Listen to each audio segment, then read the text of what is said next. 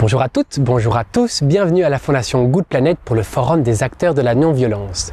Je vous amène à découvrir la communication non-violente par les yeux de Catherine Schmider, fondatrice de l'association Déclic CNV Éducation, par le prisme de Sophie Lewanski, chercheuse anthropologue, socio-anthropologue et co-créatrice du collectif CNV Transformation Sociale et Écologique, et par le parcours de Dominique Steller, titulaire de la chaire UNESCO pour une culture de paix économique.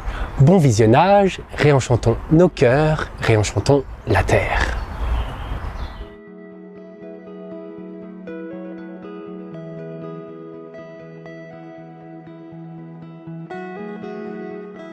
Bonjour Thierry. Bonjour Romain. On est à la Fondation Good Planet et tu es l'initiateur de cet événement, le Forum des acteurs de la non-violence. Est-ce que tu peux m'en dire un peu plus, les intentions de cette journée et comment ça s'est passé? Oui, alors l'intention c'était de créer un événement qui n'existait pas autour de la non-violence et pas simplement de la communication non-violente, où on ferait venir des intervenants et des associations. Donc c'est vraiment de mettre en avant les acteurs de la non-violence, donc à la fois les formateurs qui forment des gens à la communication non-violente par exemple, ou à la gestion de crise, et en même temps des personnes qui sont présentes sur le terrain, voilà, qui interviennent, donc pas simplement des formateurs. Donc il y avait cette idée de réunir tout le monde au même endroit, de pouvoir leur donner accès à un large public, puisque comme ils sont tous au même endroit et que du coup on invite des gens, et puis également de se dire que tous ces gens qui auront été là, qui auront vu ça, qui vont en parler sûrement, bah, ça va être le début d'une communauté qui, on l'espère un jour, atteindra une masse critique suffisante pour influencer la société. Et on a la Fondation Good Planet. C'est pas dans son ADN normalement d'avoir des événements de la sorte, mais ils ont été ouverts à ce qu'une action comme ça puisse se faire ici. Tu peux m'en dire un peu plus? En fait, c'est Julie Matthews à qui j'ai présenté le projet au mois de novembre et qui a tout de suite adhéré. Et c'est vrai qu'elle nous disait que se préoccuper d'écologie, évidemment, c'est fondamental. Mais si on était en guerre, est-ce qu'on aurait l'espace et la disponibilité pour s'occuper d'écologie? C'est pas sûr. Donc effectivement, la non-violence est quand même un élément fondamental de toutes les autres actions qu'on peut entreprendre. Il y a déjà cet aspect-là. Et puis le deuxième aspect, la non-violence envers les autres, c'est envers les autres au sens large, c'est-à-dire vivant, c'est envers tout le vivant, humain et non humain. Donc là, de ce point de vue-là, on rejoint l'écologie. D'accord. Et donc ça se passait dans leur château et dans la salle école, c'était à la fois des conférences, des ateliers. Décris-moi un peu ça. Ouais, alors effectivement, on a deux lieux. Donc là, il y a le château, on a une grande salle en L en bas où on a fait les conférences, on a mis la scène. Et on a enchaîné les conférences, donc il y avait 3 cycles de conférences, la non-violence et les systèmes, ça c'était le premier cycle, le deuxième cycle la non-violence et l'altérité, et puis le troisième cycle la non-violence et la conscience ou la non-violence à partir de soi.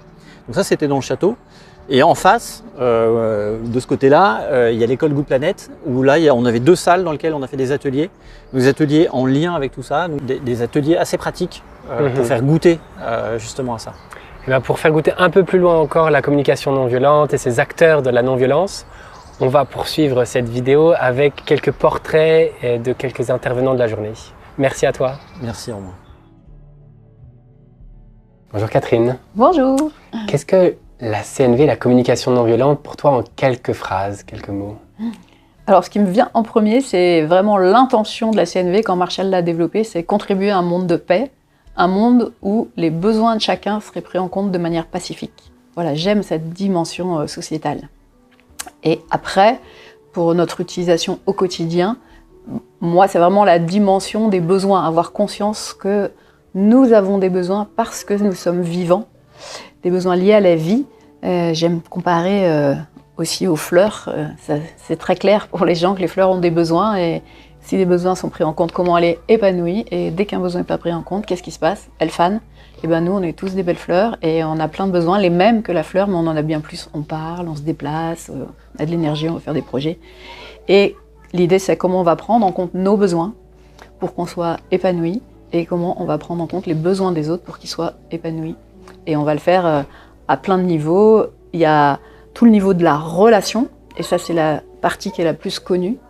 Mais pour moi, c'est aussi comment, dans les modes de fonctionnement de nos structures, on va être dans cette conscience-là et prendre en compte les besoins. Bonjour Dominique. Bonjour. Qu'est-ce que la CNV pour toi en quelques mots? Alors, je vais le dire de la manière dont je l'utilise le plus souvent, c'est de dire aux gens d'entreprise ou d'organisations avec lesquelles je travaille, c'est que c'est la meilleure méthode de pleine conscience relationnelle. Principalement, la question du sensible, la question des besoins, la question d'un point de départ dans l'émotion, puisque c'est quelque chose qui dans le monde du travail, mais à travers l'éducation, qui dans le monde du travail n'est pas vraiment présent, voire pas présent du tout. Et donc ça va nous permettre tout doucement, avec une méthodologie qui est assez simple dans la pleine conscience, d'amener les gens à entendre que derrière chacune de leurs émotions, il va y avoir un besoin particulier, et que s'ils arrivent à accéder jusqu'à ce besoin, alors ils vont voir derrière la demande réelle qu'ils ont, et pas la demande construite, qui des fois peut être très décalée avec la demande réelle. Donc c'est vraiment de pouvoir utiliser un cheminement assez simple pour les amener jusque-là. Sachant que nous, sur la question de la paix économique, on se fait toujours bousculer sur « vous n'êtes pas très opérationnel ». Moi, je pourrais répondre ça, la CNV, c'est un magnifique outil de pleine conscience ou de paix économique relationnelle. Bonjour Sophie. Bonjour. Qu'est-ce que la communication non violente pour toi en quelques phrases? Pour moi, c'est une manière extraordinaire de se relier entre êtres humains au niveau des besoins, mais en prenant en compte en même temps tout ce qui est diversité culturelle et puis inégalité de pouvoir. Donc c'est une forme de posture et un axe d'action non violent. Comment elle est arrivée d'abord dans ta vie et dans ton cheminement? Dans ma vie, elle est arrivée quand j'ai accouché de jumeaux. En fait, j'ai fait un retournement de regard vers l'intérieur et j'ai travaillé sur moi en psychothérapie, mais j'ai aussi fait beaucoup de méditation, etc. Donc j'avais cette vie intérieure et puis je continuais à être chercheur, femme engagée, à voyager à l'international. Et entre les deux, j'arrivais pas à relier les choses. Et la CNV est venue pour moi pour faire le lien et pour pouvoir agir à l'extérieur en gardant ce regard à l'intérieur et cette posture à l'intérieur. C'est comme ça que c'est venu. Toi, dans ta vie personnelle, comment la communication non violente est entrée dans tes pratiques? Comment tu l'as découvert et quelle est ton utilisation aujourd'hui de la communication non violente? Alors, elle est entrée dans ma vie en 2002 et avant, en fait, elle arrive dans une suite de... Déjà en 91, j'avais commencé à me former pour raisons personnelles, pour vivre mieux ma vie, parce que je trouvais qu'être heureux au quotidien, c'était pas forcément facile tout le temps. J'avais découvert les outils de Jacques Salomé. Et ça m'a beaucoup aidé, toute l'écoute de soi déjà, l'accueil de ses émotions, la responsabilité de ses émotions, parler en jeu, l'écoute, donc l'écoute active plutôt, la reformulation. Et j'ai pratiqué ça déjà pendant 11 ans dans ma profession à l'époque. Comme beaucoup de personnes qui commencent une démarche de connaissance de soi, d'amélioration, j'étais à l'affût de tout ce que je pouvais voir de nouveau. Et un jour, je tombe sur le livre de Thomas d'Ansembourg, Cessez d'être gentil, soyez vrai. Je parcours et je me dis, ah, ça je connais, ça je connais, ça je connais. Et j'arrive à la notion des besoins, et là, je dis, ah, ça par contre je connais pas, ça m'a l'air très très intéressant. Et je suis allée me former dans les mois qui ont suivi, et pour moi c'est en cohérence parce que c'est la même approche, c'est issu de Carl Rogers, mais il y a cette spécificité des besoins que j'adore, et j'ai décidé de me former dans cette approche-là. Comment c'est venu dans ma vie? En fait, quand j'ai 15 ans, je vais découvrir le bouddhisme par un livre, je tombe sur un bouquin par hasard. Et je vais tout doucement me poser la question de qu'est-ce que c'est ce qui se passe dans le bouddhisme, qu'on présente, c'est quoi la méditation. Alors, il se trouve que je fais des arts martiaux, donc il y a des choses qui vont venir se bousculer là derrière. Et je pense que le point d'entrée principal, c'est début des années 90 où je vais faire une formation de sophrologue. Et cette formation de sophrologue va m'amener à l'intériorité. Et puis de l'intériorité personnelle, je vais aller vers l'intériorité citoyenne pour reprendre les propos de Thomas. Et le point de départ CNV effectif, c'est Thomas D'Ansbourg, donc, que je vais rencontrer, je pense, à la fin des années 2000. Et ensuite, je vais aller me former chez Thomas début des années 2000, en y emmenant petit à petit l'ensemble de mon équipe de chercheurs, avec cette idée de, si on a tous une culture commune sur cette communication non violente, alors, comme on veut créer des travaux qui sont principalement multidisciplinaires, donc de gens qui ont des référentiels différents, qui se situent dans d'autres champs, comment on fait pour ne pas passer nos réunions? Ça va être très trivial, ça, mais c'est très réel. Comment on fait pour ne pas passer nos réunions avec des gens qui s'opposent parce que le psychologue dit « mais non, dans mon champ, ce que tu es en train de dire du marketing, ça ne fonctionne pas, etc. » Et de pouvoir leur permettre à chacun de venir dans une forme de soin relationnel à travers les questions techniques qu'on est en train de se poser. Quelles sont les pratiques, les prises de conscience que tu as mis en place? Dans mon quotidien, en fait, je l'utilise déjà beaucoup avec mes 2 paires de jumeaux, puisque je suis belle-mère et mère de jumeaux, je l'applique beaucoup en famille. Je l'applique pour des choses qui sont beaucoup de l'ordre de la célébration, de voir la beauté de ce qui se passe, en fait, que ce soit en milieu professionnel, personnel ou autre. C'est important pour moi d'être aussi dans une application de la CNV vers tourner mon regard vers ce qui est puissant, vers ce qui est beau, et puis aussi, bien entendu, vers les choses un petit peu plus difficiles, les choses à dénouer, que ce soit dans des relations interindividuelles ou quand j'ai des sujets beaucoup plus complexes, que ce soit en tant que chercheur ou en tant que praticienne, et que j'ai voilà, des conflits sur des territoires, là, je vais pouvoir en fait faire appel à ça. Et ça change complètement l'énergie du groupe et les perspectives.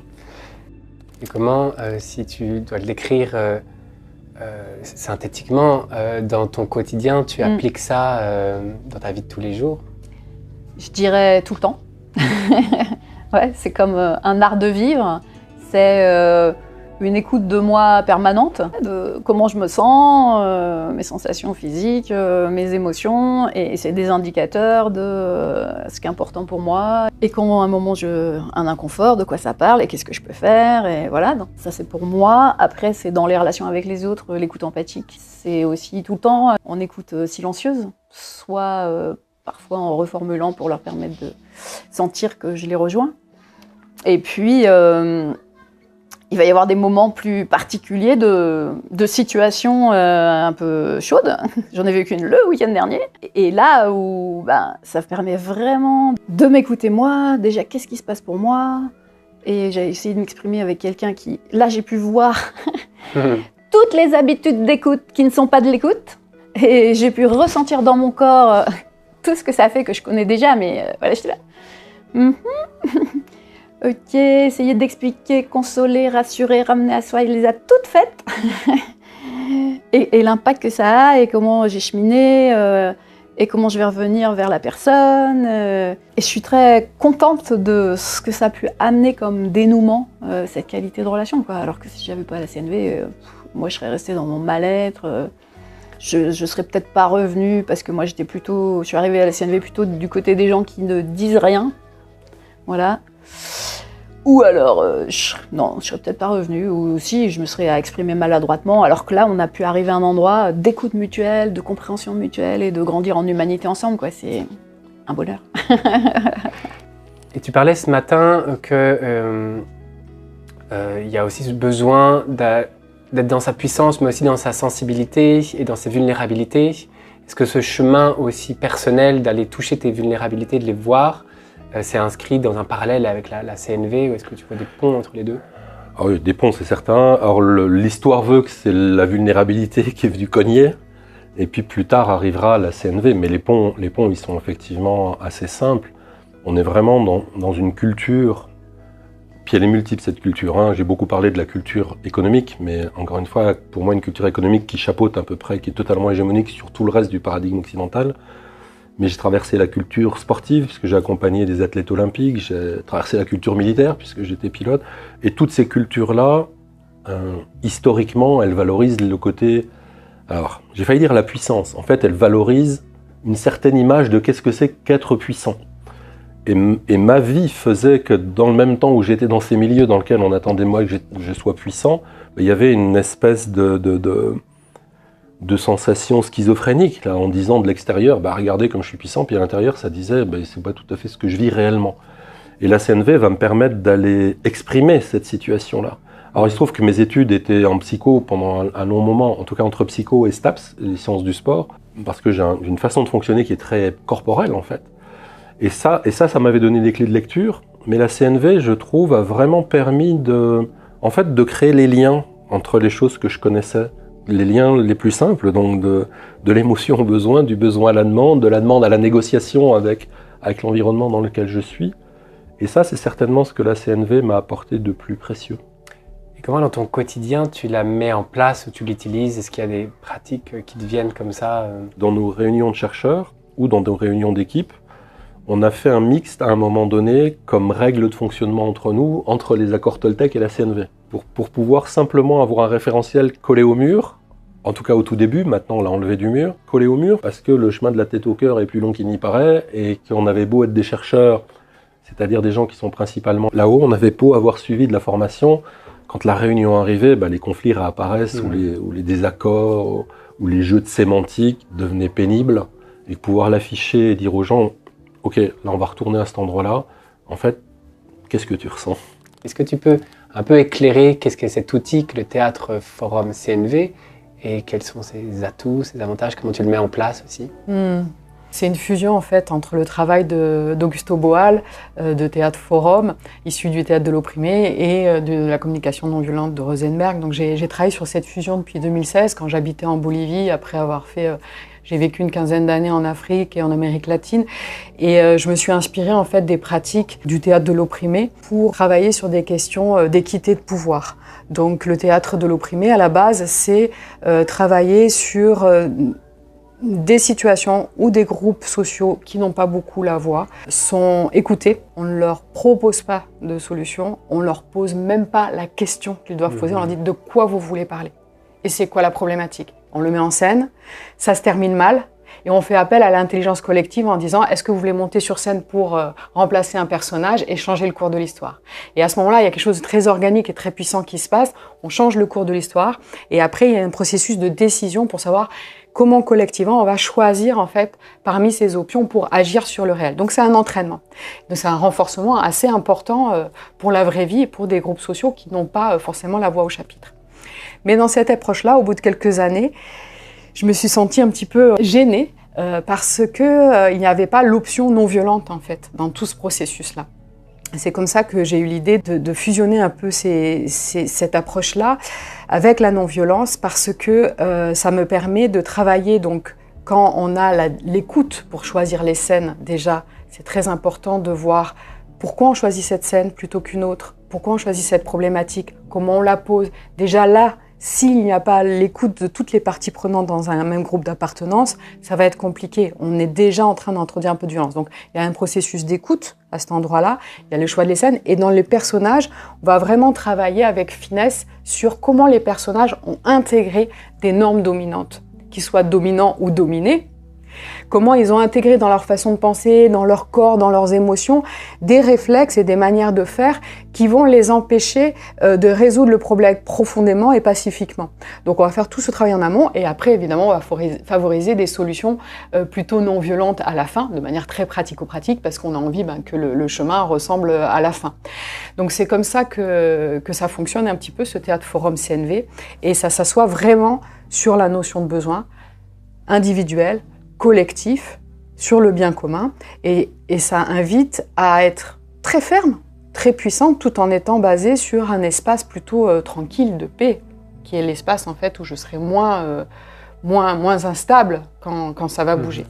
Une phrase que tu as dite ce matin de Marshall Rosenberg, et corrige-moi pour qu'elle soit plus exacte, mais c'est pour grandir en humanité, être dans la paix, on a besoin de changer radicalement notre façon de former les générations futures. Et tu es fondatrice de l'ASBL Déclic CNV Éducation. Oui. Quelles sont ces intentions de cette association? C'est quoi tes intentions personnelles et à travers ça, ce que vous mettez en place pour l'éducation avec cet outil, l'outil prise de conscience qu'est la CNV? Ouais. Donc effectivement, intention, et quand tu dis intention personnelle, c'est clair que ça part de choses personnelles, de ma propre histoire. Depuis qu'on me pose la question « qu'est-ce qui t'a amené à faire ça ?», c'est très clair pour moi que ça prend naissance dans ma propre histoire d'enfant, où j'ai fait très tôt l'expérience du décalage qu'il peut y avoir entre les belles intentions de l'adulte et la réalité de ce que l'enfant peut vivre. Et moi, je voyais les belles intentions de l'adulte et je voyais ma souffrance, je voyais la souffrance de mes frères. Et j'ai grandi avec ça, avec ce décalage. Ce qui m'a amené à une grande sensibilité. Mon premier métier, j'étais professeur d'éducation physique en collège. Et j'ai abordé mon métier avec comment je vais pouvoir incarner mon rôle d'adulte, tenir ma fonction, l'autorité, le cadre, tout en étant à l'écoute de ce que vivent les jeunes. Et donc j'ai beaucoup tâtonné comme ça. Et du coup, j'ai été hyper créative en pédagogie aussi, etc. Quand j'ai créé Déclic, j'étais plutôt dans l'accompagnement individuel, je recevais quelqu'un dans mon cabinet et c'était une Xème personne qui venait travailler sur des problématiques d'adultes. Elle n'arrivait pas à prendre la parole en réunion. Et puis quand on chemine, on arrive à un endroit, elle a peut-être 8-10 ans, et là, sa mère lui demande, a les mains dans la pâte, lui demande de trouver un truc dans un placard, elle trouve pas, elle lui dit, elle revient, sa mère lui dit « Ma pauvre fille, mais t'as vraiment rien dans la tête, t'as vraiment pas d'idée ». Voilà. Et donc comment, alors bien sûr, c'est pas qu'une phrase qui te marque pour toute ta vie, mais comment... à partir de là, ça peut créer un blocage, j'ai pas d'idée, donc je vais surtout pas prendre la parole en réunion. Et là, pour moi, c'était un déclencheur de dire, pour elle, comme pour toutes les personnes que j'ai accompagnées, et comme pour moi, il m'a fallu des années de thérapie pour retrouver de l'équilibre, retrouver même du goût à la vie. Chez moi, ça avait impacté le goût à la vie, carrément. Et je me suis dit, mais on va pas continuer à massacrer les enfants comme ça éternellement, quoi. Alors, mes parents, ils ont fait du mieux qu'ils ont pu avec les outils de l'époque. Aujourd'hui, il y a des approches qui permettent vraiment d'aligner les intentions et les actions. Et donc, j'ai décidé de fermer mon cabinet et de faire de la prévention pour rendre accessible, parmi toutes les approches que j'avais explorées, je trouvais que la communication non violente, c'était à la fois la plus performante et la plus simple en théorie. Et donc j'ai œuvré pour ça, et c'était d'abord projet CNV Éducation, puis c'est devenu Déclic CNV Éducation, c'est donner aux adultes les moyens concrets de leurs belles intentions éducatives. Tu mentionnais ton rôle de manager, tu as aussi un rôle de professeur à l'école de management de Grenoble, et vous avez un programme jeune ambassadeur de la paix économique. Quelles sont les intentions de ce programme et comment il se déroule et comment vous formez ces prochains leaders à cette paix économique? Alors, il y a deux choses différentes. Il y a ce qu'on fait dans l'école de management, qui s'intéresse à diffuser dans la formation des futurs leaders la question de la paix économique avec ce par quoi tu viens de terminer. Et de l'autre côté, des entreprises que je questionnais en leur disant « Est-ce que vous racontez vos métiers aux jeunes pour que les jeunes puissent se projeter et répondre à la question de ce que j'ai envie de faire plus tard ?» La réponse devenait non, parce que tôt ou tard, les jeunes nous disent « Je ne veux pas en travailler en entreprise ». Et la rencontre de ces deux choses-là m'a fait dire « Alors il faut un truc ». Et ce truc, on l'appelait « Jeunes ambassadeurs de paix économique ». C'est-à-dire comment aller intervenir dans les lycées, voire dans les collèges, qu'on n'a pas encore fait, voire dans l'école primaire, pour une question majeure, qui est de faire prendre conscience et aux jeunes, mais d'abord aux parents et aux éducateurs, qu'il faut qu'on passe d'un système où la question qu'on leur pose, c'est ça. Que veux-tu devenir ? C'est-à-dire qu'on leur demande de choisir dans un futur quelque chose qu'ils ne peuvent pas choisir parce qu'ils ne le connaissent pas. Quand je dois choisir une spécialité, ben j'ai du mal à choisir parce que je ne sais pas ce qu'il y a dedans. Et en plus, on leur dit, montre-moi maintenant que tu vas me rendre fier parce que tu iras très haut dans la pyramide. Ça, c'est très anxiogène, d'où l'anxiété. Et l'idée, c'est comment on passe de ça à un cercle qui bascule à l'horizontale et dont la question n'est plus « dis-moi jusqu'où tu vas grimper », la question est « dis-moi à quoi tu veux contribuer ». Et le « dis-moi à quoi tu veux contribuer », ben, il laisse tout l'espace possible à tout le monde, quels que soient mes intérêts, quelles que soient mes capacités intellectuelles, physiques, etc. Et dans l'idée de la CNV, ben, c'est d'aller chercher ça.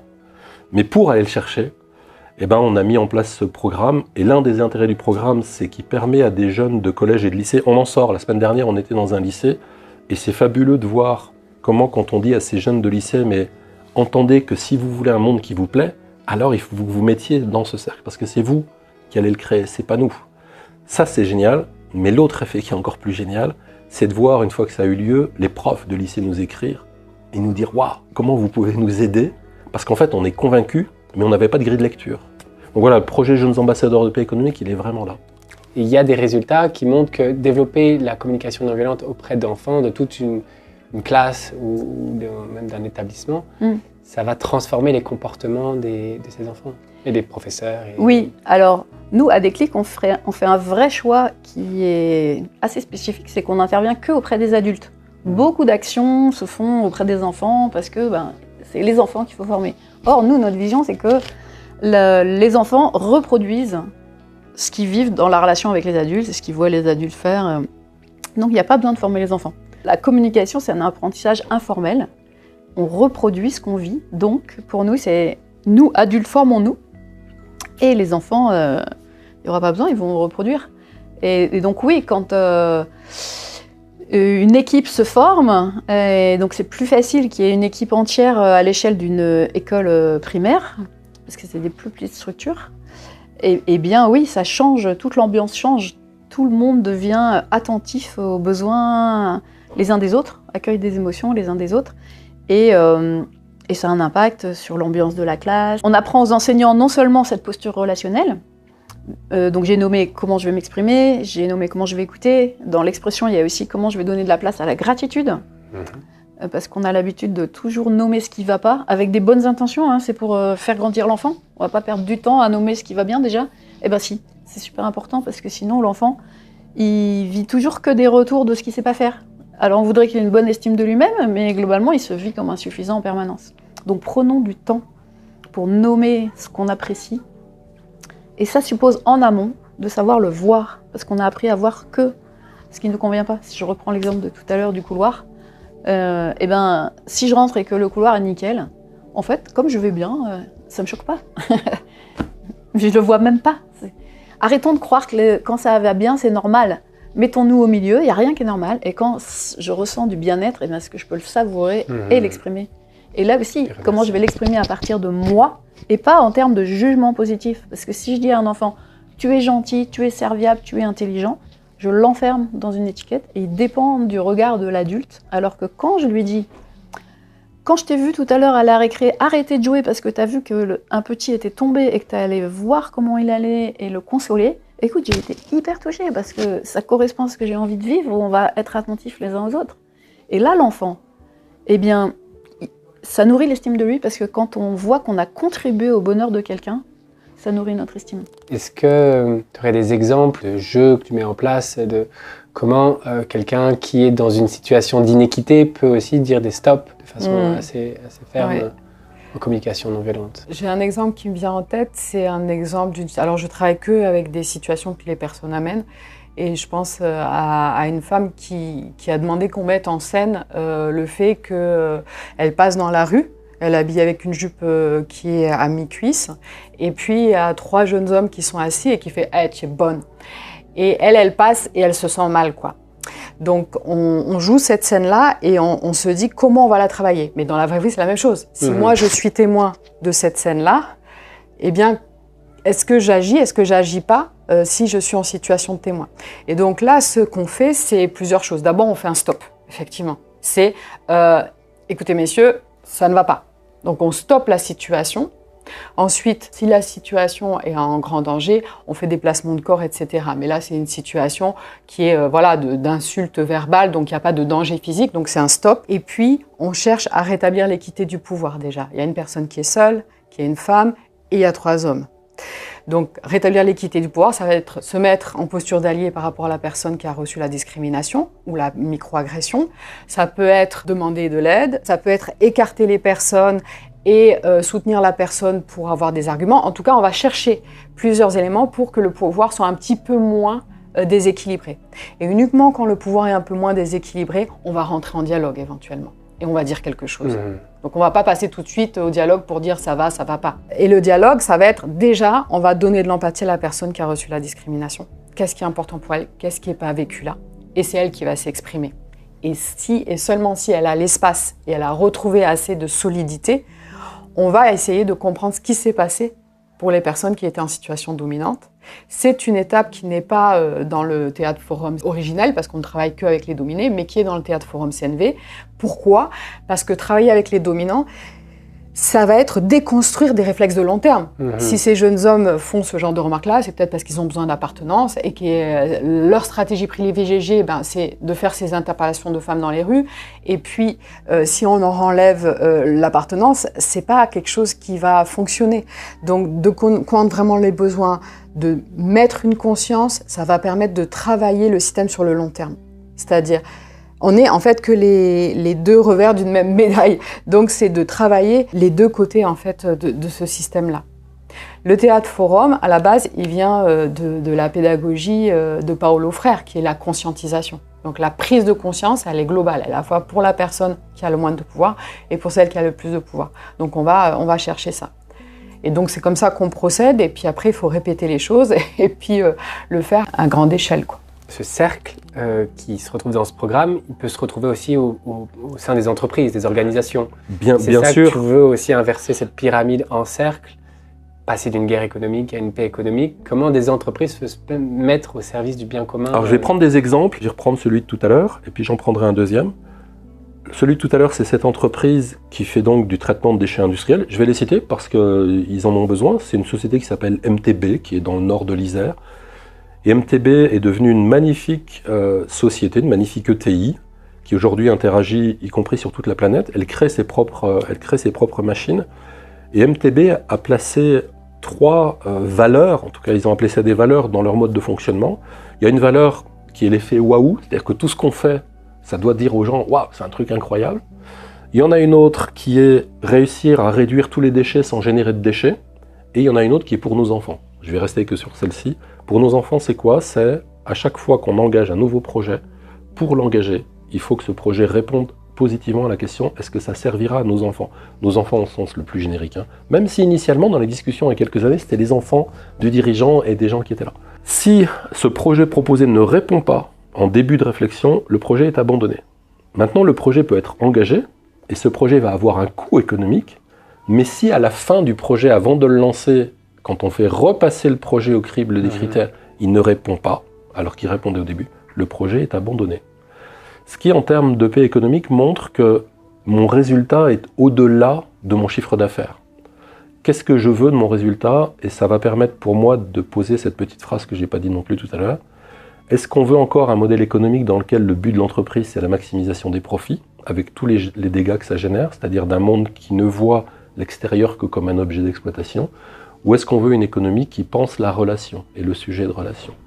Et si je le vois de cette manière-là, ça donne le but de l'entreprise est s'inscrire dans la cité, renforcer le tissu social et contribuer au bien commun. Peut-être que tous les parents ou même un professeur pourrait connaître, des éducateurs, parfois le rangement d'un cartable dans une entrée ou dans une classe, et comment l'adulte, par rapport à une situation comme ça, peut changer sa posture, déjà pour reconnaître quand il y a des choses qui se passent bien, la gratitude, mais pour aussi faire avec plutôt que sur. Est-ce que tu peux revenir un peu sur comment tu aborderais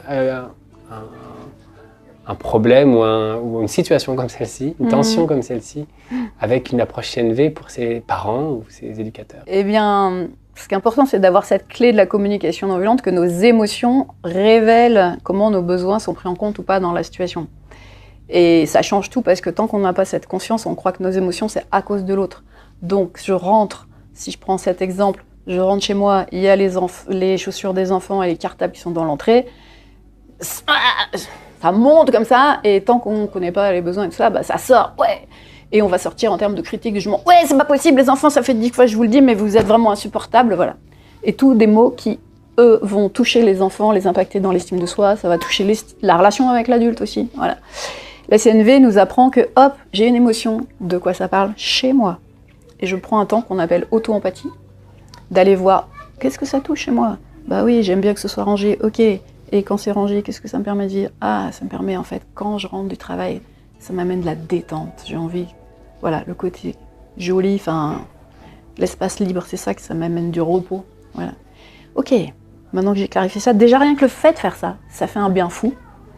Et qu'est-ce que je peux faire maintenant? Qu'est-ce que je peux faire? Et donc je peux faire une demande aux enfants et leur exprimer ça.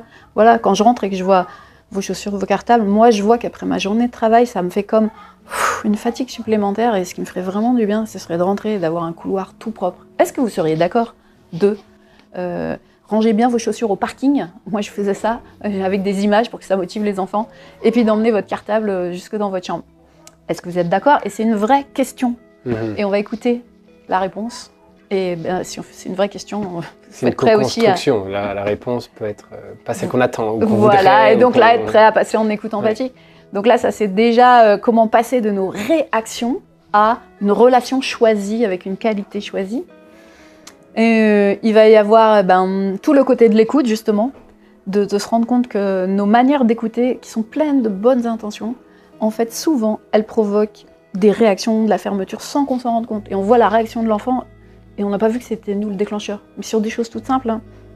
Et si des parents m'écoutent, surtout que s'ils ont fait ça, c'est parce qu'on le fait tous, tant qu'on n'a pas cette conscience. On prend un enfant petit, il a 2 ans, là, il court, il tombe, poum, il arrive en pleurant, on regarde dans son genou, il saigne pas, on lui dit « allez, c'est rien ». Ça part d'une super intention, on a envie de consoler l'enfant, le rassurer, qu'il ne pleure plus. Sauf que l'enfant, lui, c'est pas rien s'il pleure. C'est que soit il a mal, même si ça saigne pas, soit il a eu peur. Et si on lui dit « c'est rien », lui qui est comme ça, et nous on est un géant à côté, il se dit « attends, mon géant, la personne dont je dépends pour survivre, elle me dit que c'est rien, or moi à l'intérieur je sens bien que c'est pas rien ». Mais il y a quelque chose qui commence à se dissocier comme ça, et au début d'ailleurs, il va pleurer plus fort pour nous montrer que c'est pas rien. Et si on l'écoute pas et qu'on commence à dire « ouais, ça suffit maintenant, tu vas pas en rajouter », il pleure peut-être encore plus fort une fois, mais jusqu'à ce qu'on lui dise « bon, maintenant ça suffit, hein, parce que si tu continues, tu vas en avoir une et tu sauras pourquoi tu pleures ». On disait ça quand j'étais petite, je sais pas si ça existe encore. Et l'enfant là, à un moment, il voit que c'est bon, il va se couper, parce qu'il fait pas le poids. Voilà. Et on voit que ça partait d'une intention que de prendre soin de lui et ça finit par une menace. Et il y a plein d'habitudes d'écoute comme ça qui partent de bonnes intentions mais qui provoquent l'inverse de ce qu'on veut. Et donc on apprend vraiment cette écoute empathique qui est pour moi une clé, mais alors d'une puissance extraordinaire. C'est de savoir se relier à ce que l'enfant vit, accueillir. Et dans ce cas-là, ce serait tout simplement « T'as mal ? T'as eu peur ?» Et il va répondre, et même quand il n'a pas le langage, son corps va sentir. Si c'est mal ou peur, on verra son corps qui se détend au mot qui correspond, quoi. Et là, il va pleurer 15 secondes plus fort parce qu'il libère, et il est reparti jouer, on n'a même pas le temps d'en reparler, quoi. Et ça va être pour tout. Et cette écoute, elle va permettre d'accueillir les émotions et que du coup, ça s'apaise. Mais aussi, au fur et à mesure, l'enfant, il apprend à se connaître, il apprend à connaître ses émotions, il apprend à faire le lien entre ses émotions et ses besoins grâce à notre écoute. Et on l'accompagne aussi vers qu'est-ce que tu peux faire maintenant par toi-même. Et ça, c'est très puissant. Un endroit où nous, adultes, on rêve que nos enfants ils aient une bonne estime d'eux-mêmes, qu'ils soient autonomes et responsables, et qu'ils aient confiance dans leurs ressources. Souvent, quand notre enfant a un problème, on se dit « c'est moi l'adulte, je dois gérer pour lui, je dois prendre soin de lui ». Mais si on fait ça, on ne lui permet pas de développer son autonomie et sa confiance dans ses ressources. Alors que là, on l'aide à démêler l'émotion, à aller voir de quoi ça parle, et qu'est-ce que tu pourrais faire pour prendre soin de ça. Et là, ils sont hyper créatifs, quoi. Et au fur et à mesure, la connaissance d'eux-mêmes et la confiance en eux se développent. C'est assez magique. Et ce qui est incroyable, c'est qu'ils reproduisent après. Moi, je me rappelle, une fois j'étais à table comme ça, ma fille, elle devait avoir 5 ans, elle me fait « Maman, est-ce que tu es fatiguée ou stressée ?» Voilà, et comme disait Marshall, il n'y a plus de parents, plus d'enfants. C'est une étiquette parent-enfant. En fait, on est tous des êtres humains qui se mettons à prendre soin les uns des autres. Bon, ça ne veut pas dire que je vais aller raconter tous mes problèmes à ma fille pour qu'elle me donne des grandes séances d'empathie. Mais sur des choses toutes simples comme ça, ils vont prendre soin de nous aussi, quoi. Si tu avais quelques conseils à donner à un dirigeant d'entreprise, à un manager, pour justement passer de ce paradigme de guerre économique à paix économique, qu'est-ce que ça serait par quoi il commencerait dans son entreprise? Tous les dirigeants qu'on a rencontrés, à un moment donné ou à un autre, évoquent la chose suivante, qui est « je me sens en incohérence interne, je me sens mal, parce que comme je suis un patron, on me voit comme un patron, c'est-à-dire quelqu'un qui est en tension, en agression, en volonté de gagner de plus en plus d'argent. Alors c'est pas ce que je défends, mais je suis aussi piégé parce qu'aujourd'hui le modèle économique c'est ça. Et donc mon environnement me pousse aussi à ça, et je ne sais pas comment avancer autrement. Et la plus belle chose, ça va faire sourire plein de gens, mais la plus belle chose que je pense qu'on ait fait dans ce lieu de recherche, au-delà de la recherche, au-delà des cycles de formation, au-delà du conseil, au-delà de tout ce qu'on peut faire, la plus belle chose pour moi, c'est des dirigeants qui souvent restent avec nous en moyenne entre 6 et 9 ans. Là, parmi les 4 fondateurs, l'un d'eux vient déjà de re-signer son engagement pour aller au moins jusqu'à 15 ans. La plus jolie chose, c'est que tout à coup, on les voit se transformer. Ils déposent le costume du patron dur, business, réussite, et ils réendossent le costume qui est eux. C'est-à-dire, la seule chose qu'on a fait de bien, c'est qu'on a une espèce de révélateur de ce qui est déjà là, sauf que tout à coup, ça devient des patrons qui disent « Ok, maintenant je sais ce que je veux, je vais monter sur scène et je vais vous dire, puis c'est un vrai exemple ce que je vais donner, nous sommes dans la Covid, mesdames et messieurs les actionnaires, cette année, et on va devoir discuter, vous ne recevrez aucun dividende parce qu'on veut absolument garder les résultats pour ne perdre aucun emploi. » Ça c'est paix économique. Si je mets en face guerre économique, au moment de la Covid, une multinationale installée en France a annoncé sur une semaine, nous venons de verser 4 milliards de dividendes à nos actionnaires, et la semaine d'après, nous demandons 900 millions d'aide à l'État pour chômage technique. Ça, c'est guerre économique. Tu me parlais du pouvoir sur et du pouvoir avec. Je peux te donner un exemple, par exemple avec des plus grands en collège. Un prof de SECPA, c'est une section au collège pour des enfants qui sont en grande difficulté scolaire, on va dire. Et là, c'était vendredi, 4 heures, le cours de 4 à 5 cours de maths, en plus, juste avant 2 heures de sport. Donc ils arrivent tout essoufflés, tout rouges et tout. Sortez vos cahiers. « Oh non, monsieur, on va pas me faire des maths !» Et donc là, prof qui passe. Alors, il peut se faire un petit temps d'auto-empathie d'abord. Qu'est-ce que ça me fait quand je les entends ? Je vois bien qu'ils sont tout rouges, tout essoufflés, je comprends qu'ils ne soient pas motivés. Ouais, mais en même temps, à l'intérieur, moi, c'est mon boulot, quoi. J'ai envie de faire mon boulot. Ok, donc il met cette clarté. Après, il passe d'abord en écoute empathique.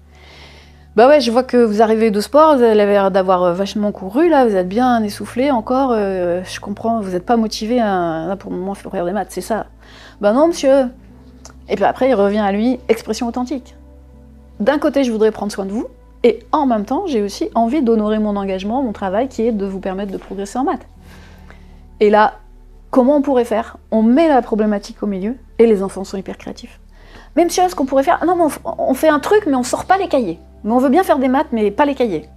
Ok, qu'est-ce qu'on pourrait faire? Monsieur, on fait du calcul mental. Ah bah ok, ça me va, voilà. Et donc ils font 1 heure de calcul mental. Et là, ils y vont à fond, parce que comme ils ont été écoutés, ils ont envie de contribuer. Et là, on est passé du pouvoir potentiellement sûr, où il aurait pu faire écoutez, je veux pas le savoir, c'est l'heure de maths, vous sortez vos cahiers Contrôle. Voilà, et ouais, c'est ça. En plus, quoi. Puisque vous avez... Eh ben, contrôle. Voilà. Ou bien, et il n'y en a pas un qui moufte, sinon heure de colle. Voilà. Voilà. A, le pouvoir avec. Je m'écoute, je les écoute, je m'exprime, on co-construit.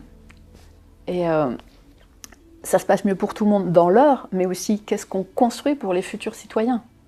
Est-ce qu'on construit le système du pouvoir sûr?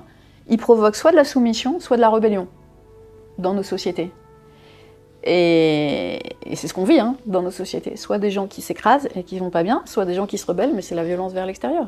Alors que le pouvoir avec, il construit dès le début de la coopération. J'apprends d'entrée comment je peux fonctionner avec les autres. Travailler la création de ces nouveaux récits, de ces nouvelles postures aussi pour mieux se comprendre dans la diversité, dans ses équités, dans ses pouvoirs à faire avec plutôt que faire sur. Oui, parce qu'en fait, les réflexes qu'on peut avoir, comme ces jeunes hommes qui peuvent avoir des réflexes, c'est rien, c'est normal, c'est un récit. Le fait que ce soit normal d'interpeller des femmes dans la rue de cette manière-là. Voilà. Donc on a beaucoup de récits qu'on ignore et l'idée, ça va être de placer la conscience là-dessus et de faire des choix. Parce que l'être humain, il a besoin d'interpréter le monde pour fonctionner. Mais il y a des interprétations qui vont être utiles, puis au bout d'un moment, elles vont être limitantes. Et donc, ça sera bien de les transformer. Et on va créer un nouveau récit collectivement qui va être une référence, en fait, culturelle pour mon groupe. Et puis, on va la tester. Et ça va être une référence vivante. Et puis, quand elle nous sera plus utile, on va la rechanger encore. Donc, on peut travailler comme ça dans un couple, dès qu'on est plus qu'un, dans un couple, dans une famille, dans une équipe de travail, mais aussi sur un territoire ou sur un pays. On a vu les récits de guerre qu'il y a eu ces derniers temps, notamment par rapport aux pandémies. C'est un récit de guerre. On aurait pu faire un récit de paix pour sortir de la pandémie. Donc, on peut vraiment travailler à toutes les échelles pour évoluer, quoi. Et d'où l'importance, un peu pour faire le point avec la journée d'aujourd'hui, d'avoir ces récits de paix, d'acteurs de la paix qui se propagent. Oui, parce que ça fait des références. Ouais. Merci beaucoup, Sophie, de tout ce travail que tu fais avec différents collectifs, avec différents milieux pour amener ces outils de communication non violente. Merci beaucoup.